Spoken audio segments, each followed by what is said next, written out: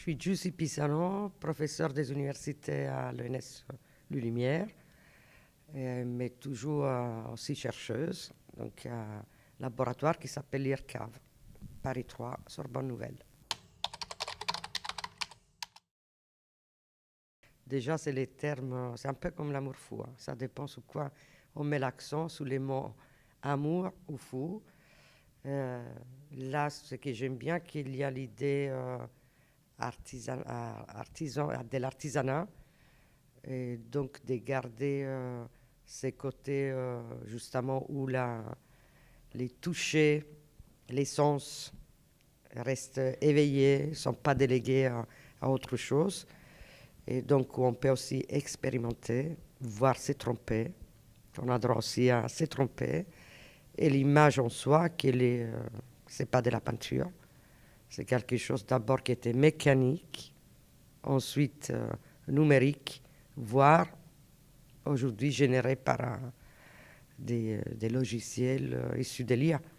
Donc ça pourrait être presque un oxymore, parler d'artisanat et image. Dès qu'il y a image, il y a une technologie, c'est certain. Mais de les mettre ensemble, je pense que c'est une très très bonne idée parce que ça permet justement de faire cohabiter les deux et doit cohabiter. Au départ, ce n'était pas un choix, c'était une commande.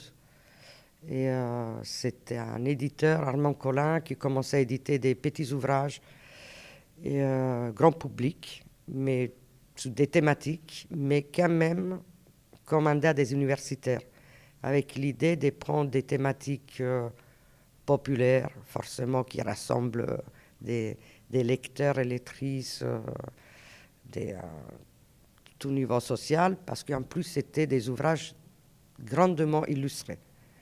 Et c'était vraiment les principes d'à la fois avoir beaucoup d'images, peu de textes, mais en même temps, demandant à des universitaires de l'aborder, c'est aussi faire découvrir, par exemple, des films muets qu'on a oubliés, et du coup montrer aussi que certaines thématiques finalement sont éternelles.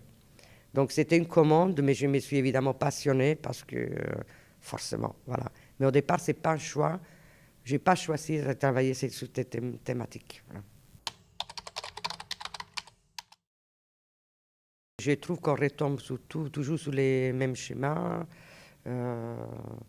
L'amour impossible, l'amour anticonventionnel, les contes des fées.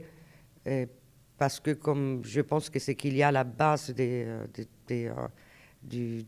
l'amour fou au cinéma, c'est un genre que les mélodrames qui dépasse toute époque et tout genre cinématographique.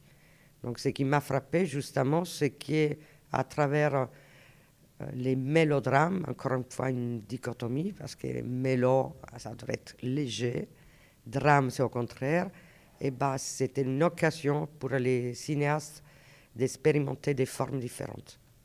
Et donc contrairement à ce qu'on pense, les mélodrames, c'est un genre qui a permis d'expérimenter, y compris de manière artisanale, la mise en scène.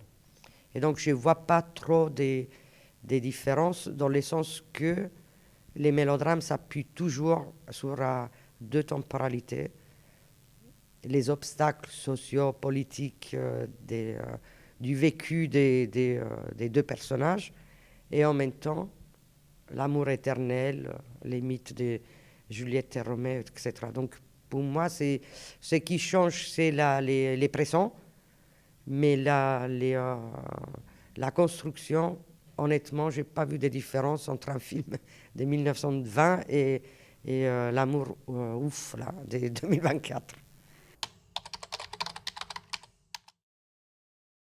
Moi, j'aime pas les mots universels.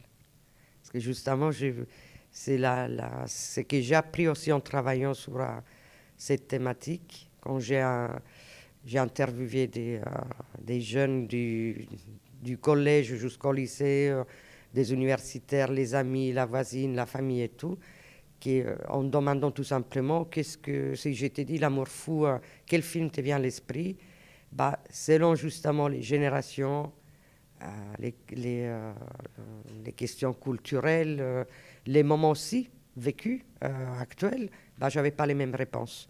Donc, ce qui est universel, c'est que, comme il dit dans les films Love Actually, on a beau à dire, cet amour, il est partout, et, peu importe les frontières géographiques, mais de là à dire que c'est pareil partout, non.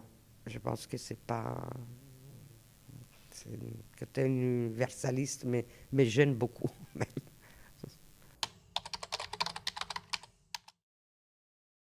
Parce que, vu que l'ouvrage était adressé justement à un public large, j'avais pas envie d'écrire à partir de mes références à moi.